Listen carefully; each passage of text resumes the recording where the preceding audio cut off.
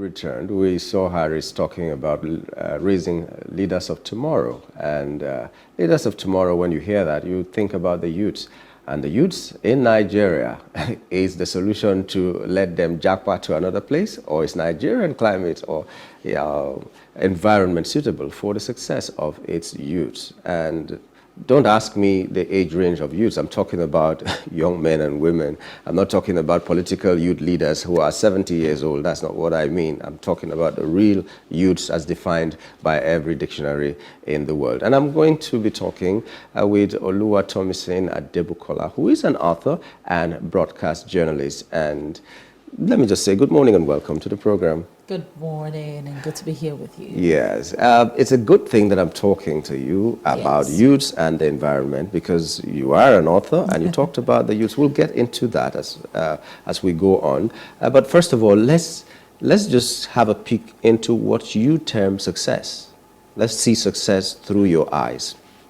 All right, so good morning, viewers, and good to be here once again. Success for me is a fulfillment of your personal dreams and your personal expectations.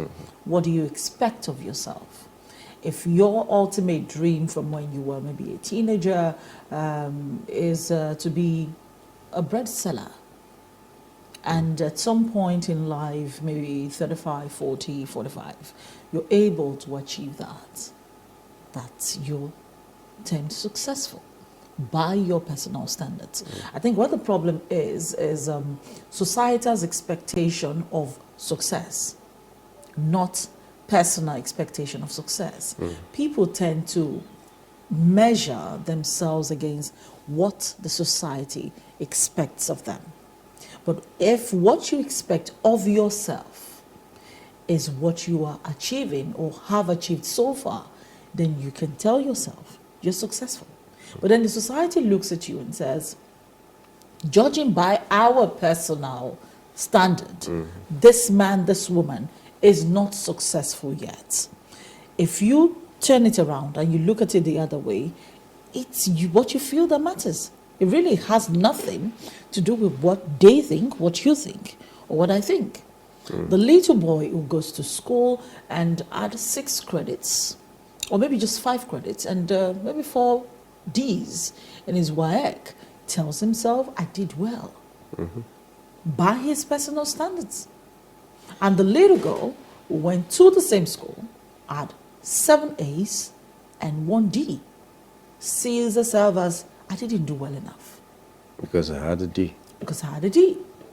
Personal standards.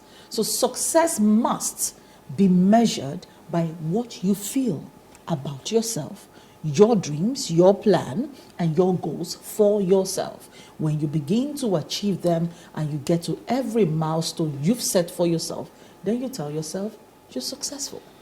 You see, the interesting thing about what Adebukola just said now is she didn't mention money. You didn't define success as how much money you had. You know. Excuse me? And a lot of people is money now, a mark of success? Good. A lot of people now measure success by the kind of money that you have, forgetting that it doesn't always bring happiness. And from what you said, fulfillment is just another word for happiness. What makes you happy, what you have achieved so far. This is my dream, and I got to my dream. Now, the thing is, a lot of parents that take out their children say there are more opportunities outside for their children to thrive than in Nigeria. Maybe social media. So in your assessment of the Nigerian environment as it is, can a child achieve this success story the way they should achieve it, or you need some external achievements to add to what you can get in Nigeria before you can term yourself a successful person? Okay, so I think that's where our society is a little bit faulty. So we already have an enabling environment. However, suffering from some very important factors which are not in place in most cases. Will you still call that enabling when these factors are not there? It is enabling because you're thriving, I'm thriving, and I still look at so many other young people around me thriving who are not even in the broadcast business. So I'm looking at young people. I mean, Bumi Tunji Ojo was just made minister, and young person, Nigeria. Better I do.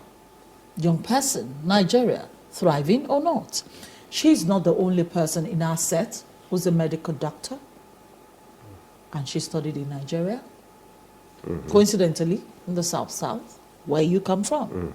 So you're looking at measures, societal measures. But I said enabling because sometimes the environment where you grew up conditions you to see things as not enough. The kind of friends you roll with, you communicate with, see things as not enough. And so you believe, some people grow up believing until I step out of the shores of Nigeria, I cannot achieve these dreams that I have. And so they condition themselves to seeing the only option as Japa. So they're in school, they're thinking Japa. They're secondary school. They get to the university, one strike, they're like, I just have to go. And they're willing, now this is where the desperation comes in. They're willing to do practically anything to get to that point and to do the japa. They now get abroad. And then they now find out that it's not as easy as it seems. Then they now go on social media and they're saying, it's Nigeria's fault, we left, it's because the environment was not good enough. I mean, there are 200 plus million Nigerians. If we spill over into every country in the world, they will tear apart. Because Nigerians are very gifted at something, having children and multiplying themselves wherever they find themselves. We're gifted like crazy. So you go outside the shores of this country. It's really funny you're calling that a gift. It's a gift. I mean, I've been one of the advocates for saying we need population control in this country. And I've not heard that. I'm still looking forward to this present administration talking about it. We need population control. A poor man, his grandfather was poor. Went to school, maybe secondary school, and had a trade. His father stepped up a little bit, maybe school start plus College of Education, and he had a trade. The man grew up in that environment, felt like, okay, the best I can achieve is to just go a little bit higher. So he just dreams, tiny little bit above that level. And you're talking to him, and that's a dream, a little bit higher than that level. He finishes and he starts working, doing a craft or whatever. He's earning about 50,000 naira. His wife is a trader down the street. They have 4 children. Does that make sense? That's why I say it's a gift. I mean, we're a set of people that do not think about things from consequences point of view. We think about things from, the Bible says we should have children and multiply. And increase and multiply. We see it as a gift. And because we see it as a gift, we complicate our own problem. The Oyibo man has money. He has a social security network that guarantees that his children, whatever age he gives back to them, will get some stipend from the government. And he still has only 1 or 2 in that environment. A Nigerian man is here. He is suffering. He can barely put 3 meals on the table. But every other year, his wife is pregnant. And you say there's a problem with... They don't have a problem. We're the ones with the problem. You can manage what you have with proper planning and get to work. I'm not saying going abroad is bad. I'm not saying jackpotting is bad. But what I'm saying is, if you see yourself succeeding in Nigeria, like the rest of the 200 million plus people that are here, you will succeed. But if you see that the only opportunity available for you is outside there, that's the only thing you work towards. So when opportunities in Nigeria come staring you in the face, you won't see it. The only thing you will see is Jakpa, I need to go. Let me use this opportunity and Jakpa. That's it. That's it. So people see traveling abroad as an opportunity. I beg to differ. A man left the shores of this country. I was watching a show on, I think it was this our big bros now in the business, our yellow bros now. It's always on Instagram. Oh my God, I apologize. for forgetting your name, Daddy Freeze. Now, Oh. the man was talking on Daddy Freeze's live a couple of days ago, and he said he left a banking job in Nigeria where he was paid 750,000 a month. I've never earned that in my life on a job, but I've made that in business. Now, you're saying he was earning 750,000 naira a day, a month. And he said to himself, the better thing that can happen is for me to get abroad. The environment was frustrating for him. Maybe the traffic, maybe the light issues. And he decided to go abroad. So he went abroad and he became a security man. And he was saying it without pride. And he said, now he did that for a while, he didn't get idle, and then now he runs a business, a care business, blah, blah, blah, blah, blah, blah, blah, thing, whatever it is that he's doing now. And that is his mentality.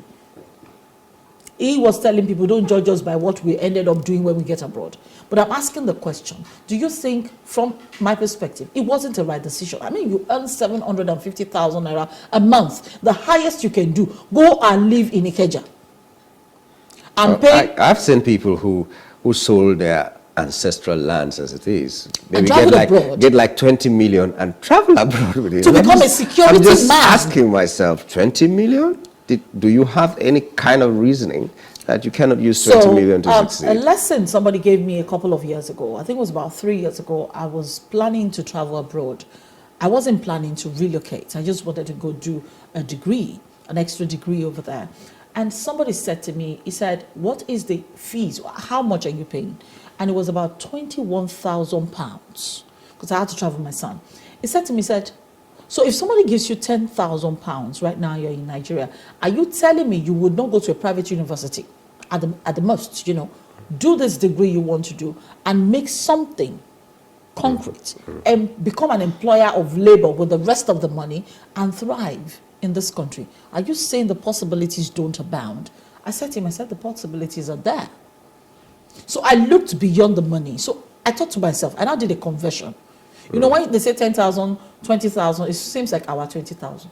I now did a conversion, and I saw that I was going to spend about 16 million naira to go and study in the UK. So I said to myself, Tomisin, DJ Shageli, you should come up and behave. 16 million naira to go and spend Advise in yourself, like we say. I did a quick. I did a calculation. I said, what would it cost me to do the same degree in Nigeria? Less than 3 million naira. Why would I spend 16? Enriching their economy and then impoverishing myself and my generation. And then I will get there, possibly doing a security job or working in a bar just to be able to keep body and soul together. I won't be able to say, because everybody travels abroad to build good credit so they can borrow money and do things in Nigeria that they will end up not paying back to that government. What is wrong with us as a people? I'm not saying don't go, but go if you have money. Go and do holiday. Yeah. See their environment, bring their ideas back home, and let's transform our country together. Okay, Tomisin, we have like 2 minutes left now to wrap up. So let me just quickly go to your book. I'm just interested. The Alchemy of Hair. Yes. So 2 minutes. Tell us about the book and what inspired you, because it's not part of this discussion, but it's related. You were talking about youths and all that. Yes. And let me get to hear what it's about and what inspired you to write this book. Okay, so quite a number of people do not like talking about their past experiences and their lives because they feel I'll be judged by telling my secrets. It looks, it's my secret. I don't want anybody to know about it. Let me hide my pain. But I found that one of the things a therapist would tell us is to tell it, speak it out, speak up when you go through anything. Every incident in our lives, accumulating to now, has contributed into becoming the individual that we are today. So when we hide that, you suppress the lessons that you were supposed to garner from those experiences. So I said to myself, put pen to paper. I cannot just continue to go to schools to speak to young people. I do that a lot. I mentor about 45 young people in Lagos as we speak. And I said to myself, put pen to paper and write some of these experiences. So it wasn't like my life story. There were just specifics about school, about lessons. I talked about growing up. I talked about experiencing loss at a young age. I talked about spiritual abuse, the kind of things that we go through in the hands of so-called pastors and imams and afars in the name of religion. You know, I talked about that. I talked about marriage. I talked about miscarriage, loss. I talked about pain. I talked about, you know, quite a number of issues. I mean, I have about 22 chapters or 23. I talked about celebrating friendship, mentorship. Our young people do not want to learn from others. They do not think that there needs to be a ladder and somebody above the ladder picking you up and dragging you by the hand. So I spoke about all of this, and I put lessons at the end of every chapter to make sure that every person that picks up the book can pick the lesson and transform their own personal life. So the alchemy of her is just me expressing and saying, I went through this, but I came out of it. And then I went through this again, and I go, so life is a roller coaster, and it never really stops. You just keep going through it, learning, picking yourself up, falling, you know, and you keep going and going and growing and getting better. It's a journey, and that journey, you must acknowledge the pain, the lessons, the intrigues, and you must accumulate and become a better person. Okay, you heard it from the author and broadcast journalist Tomisin Speaks talking to us about, you know, the possibilities of flourishing in Nigeria if your mindset is just put to it. It's like someone who has no fiancé but already planning how to fight the mother-in-law when she finally gets married. When you get there, you are going to get that mother-in-law that you need to fight with. Don't worry, the mother-in-law will fight you first. Yeah. She'll come with a cane. Have a positive mindset, that is what it is, and you will flourish anywhere. The grass is not always greener on the other side, you know. I'd like to thank you, Tomisin, for coming on the program this morning. It's my absolute pleasure. All right, we hope to catch you again another time. No problem. I'll still do this talking. If you just give me a little bit of notice. Yeah, so that's how it's been on the show this morning. We do hope that you had a wonderful time watching us, and we're going to return tomorrow with another edition of the program. Until then, on behalf of the entire crew of the Breakfast and Plus TV Africa, my name is Nyamgul Agaji. Thanks for being there.